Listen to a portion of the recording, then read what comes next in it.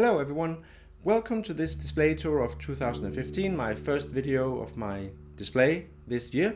It's been more than a year since I did the last one, and a lot of you guys have requested me doing this video once again because, well, a lot has happened to my collection, as you know, and it would be quite interesting, I suppose, to see how it looks today. And I basically got everything here, guys, in my display here. I'm still using the IKEA Besta setup with the glass doors called Tombow. Those are unfortunately discontinued today, so you can't get them. But the Besta cases are still available, I believe. Maybe in different measures, I'm not quite sure, and maybe also in different colors you'd have to look up on the IKEA website. I'm not sure really, because I don't have any plans on upgrading or changing anything in terms of my display cases, so I haven't really looked into what's available these days, honestly. Right guys, we're in my living room, my couch area. I'm just gonna see if I can pan over there. Yeah, that's my couch. You might have seen some pictures of it well, I've probably posted some. And yeah, in my other room here, that's the door, is my little gaming station. I have my gamer PC and my iMac there, and that's also where I do my editing and all that. But yeah, this is basically where I hang out, guys. I have my 50-inch plasma TV here from Panasonic, and this is just where I hang out, chill out, and watch series and movies, and just this is quite a man cave, I suppose, and I'm really just enjoying it, so it's great. Anyways, guys, in this video, I'm gonna do what I usually do. I'm gonna sit here on this chair in the center. You can probably, you can see me. And that's just easier for me because then I don't have to pick up my quite heavy camera and I'm gonna lose breath and all that by, well, doing that. So I'm gonna sit here and zoom in and go through my pieces one by one, or at least my display cases one by one, and just talk about what's in there and all that stuff. Okay guys, I think we are ready now. Now let's just start from the top left and move on like that. So let me just see if I can do like that. Something like this, yeah. And might have to adjust the sharpness a bit. Okay, I hope it's okay, guys. We'll have to find out. In any case, this is my C-3PO and R2-D2 premium format. I think I also had them 1 year ago. And on top of it, my Master Replicas blaster, Han Solo's blaster from A New Hope. It's the Elite Edition, which means that it's mint or pristine, an idealized version. It's quite heavy.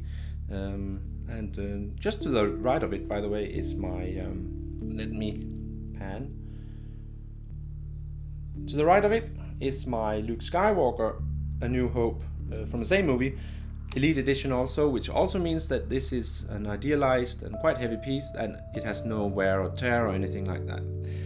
Under that we have my Alien Maquette, my Alien Warrior Maquette. I got it not too long ago, I think.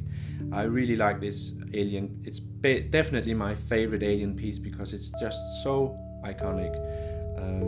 And I just love it. I would never sell this, I think. I'm just really happy and thankful that I was able to get it, because ever since I saw it in Robot Online's video, he did a review of it, I just fell in love with it and I just wanted it since I saw that. And that's a lot of years ago, by the way.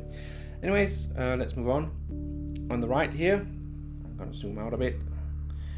Well, on top is my Mjolnir from EFX.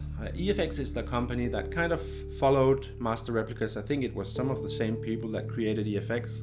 It's a very good company. They create some very fantastic pieces. And that hammer there is really heavy.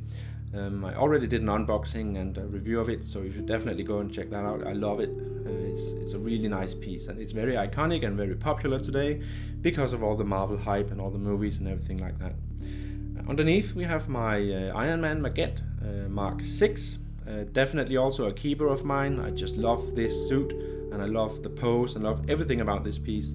And any Marvel fan or any lover of the movies should have at least one Iron Man statue in their collection. And in my opinion, that is basically one of the best ones available.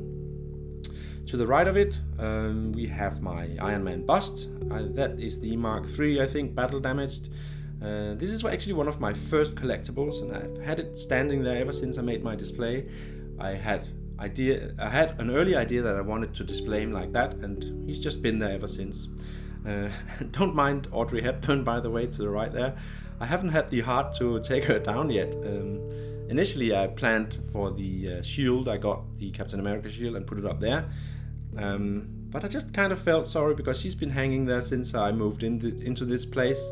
And also before I actually made this display, I didn't touch her at all. I just left her there, and I find it quite charming, to be honest. So I think I'm actually going to just leave her there for now.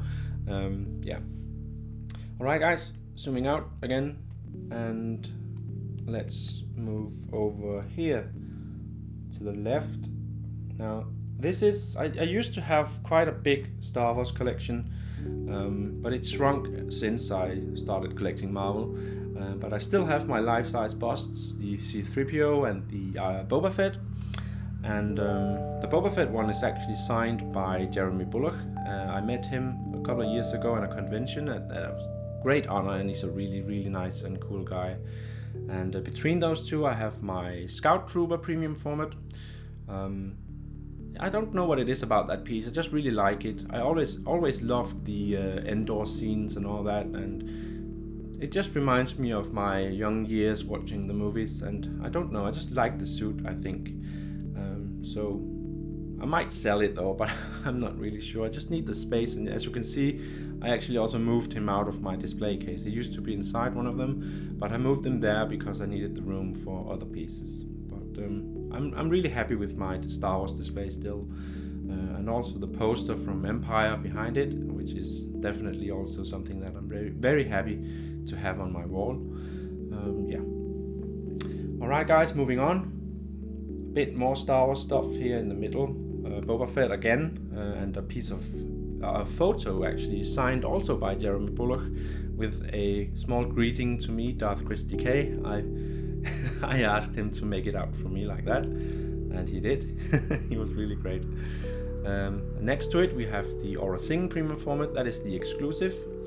Also a very underrated piece, I think. It's really just awesome. The pose and the expression and everything about this piece. It's not too known of a character, but I find this piece to somehow, to me at least, kind of signify Star Wars in a way. So I really like it, and I don't have any plans right now about selling that one.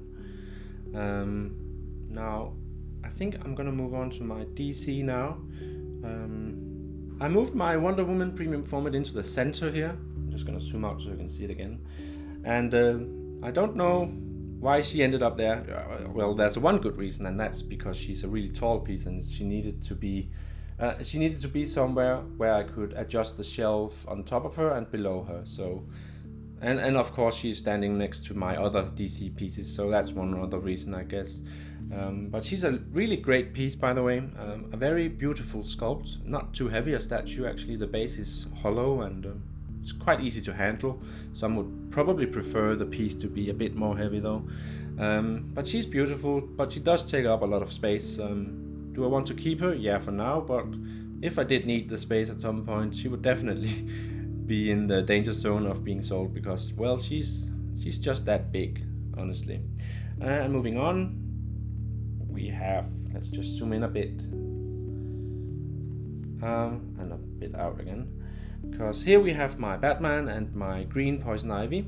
The Poison Ivy here is definitely my preferred version over the one with the flesh tones, and this production piece is just fantastic. The way that they did the paint and everything compared to the prototype is just fantastic, and in my opinion way better than the original or first version where she has flesh tones. But she's also green, so she stands out a lot, and I just love that, because I love colors in a collection or display like this. I love things to pop. It makes it more interesting, it makes it more come to life somehow, and just, well, it just appeals to me a lot, I think. And that's also why I've moved more into superheroes rather than Star Wars, to be honest, I think. My Batman here with that's the Jim Lee head on my custom head. I also did a video on that if you want to go check that out. And as you can see on the bottom here, standing in front of Batman, we have two of my pedestals for other custom heads. Let's see. Yeah, you can probably see them. One of them is the unmasked head, and the other is the original Martin Canal head. but they're all great portraits, to be honest, and I like them all, so I do change around a bit in terms of displaying. Right, on the very right here, I'm just gonna do like this, zoom in a bit.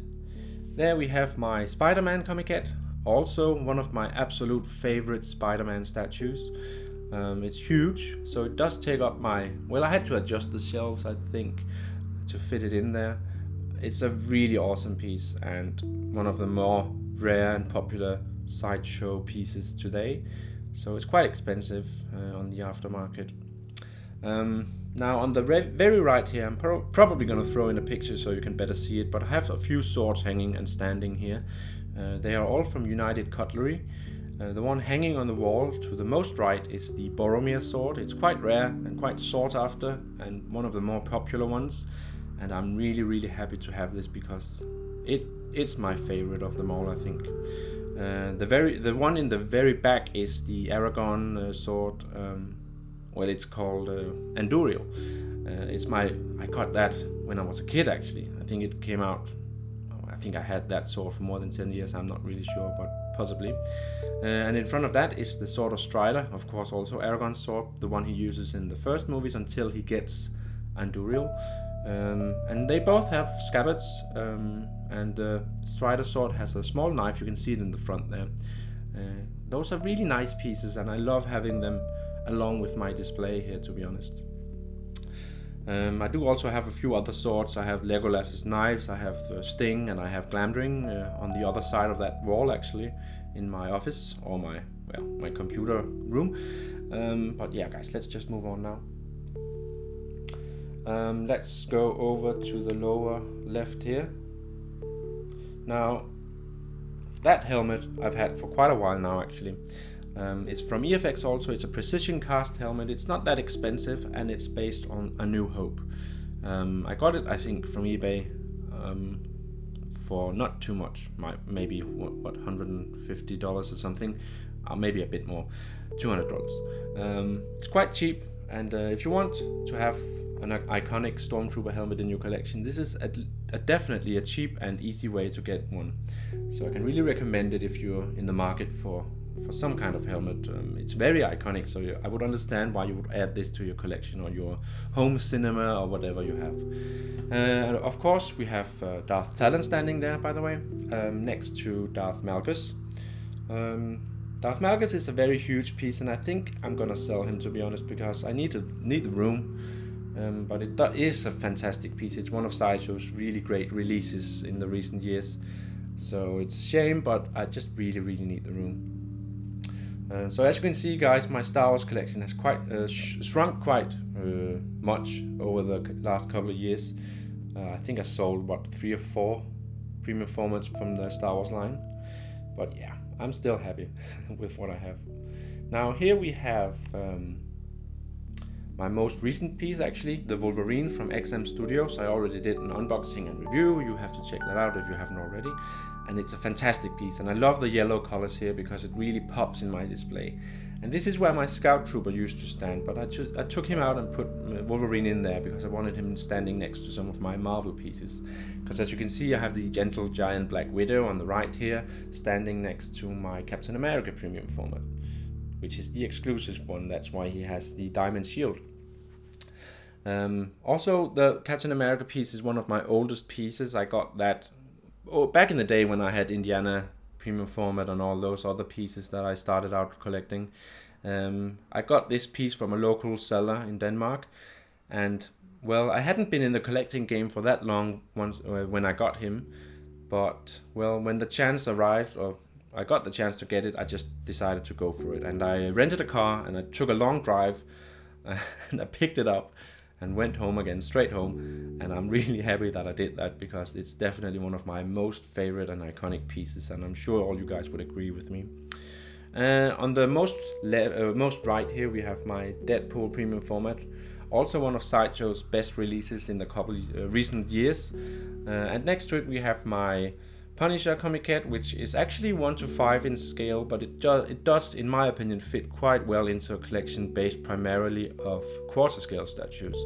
It's a really fantastic piece, and it's based on the artwork by Ariel Olivetti, and you can really tell because he has a very unique style with his muscle definitions and just the way he portrays and draws his superheroes and characters and all that. They just look very muscular. It's of course very unrealistic. It's very exaggerated, but it does have a very appealing style, I think, and it just looks awesome. And of course, finally, my Captain America shield that I mentioned earlier. I think I did. It's also from EFX, so it's the same company that did the Mjolnir. It's a very, very nice shield. The way that it looks when the light bounces off it is just fantastic, I think. I'm very happy with it, and it's sold out on day one, I think. And people have been screaming to get it, and I'm sure EFX are going to make other versions of this, because there are in the movies other versions of the shield. There's the stealth shield, and of course for every movie they basically changed the shield a bit. So yeah, they're probably going to make more of those. Anyways guys, I think we actually covered everything. Now I'm going to zoom out, sorry about the poor handling here, camera. I'm not really used to doing it like this, you know. I just put a piece on my table and talk a lot, but yeah, I think this is okay.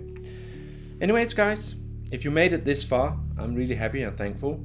I hope you enjoyed watching this collection display tour. I do enjoy sharing this collection with all you folks, because it's always nice to just be, well, together in this hobby, and you all inspire me a lot, and see a lot of pictures and nice displays out there. I wish I had a bigger place, to be honest, so I could fit in more pieces. I wouldn't have to struggle that much whenever a new piece comes out that I really want. But it's difficult, as you know, and maybe I'll move one day and have room for more. We'll have to see about that. And anyways guys, I hope you enjoyed watching this. Do leave me a comment if you wouldn't mind, and if you have any questions and all that, do also go ahead and post them. And of course, the usual thing, do remember to like, subscribe and everything.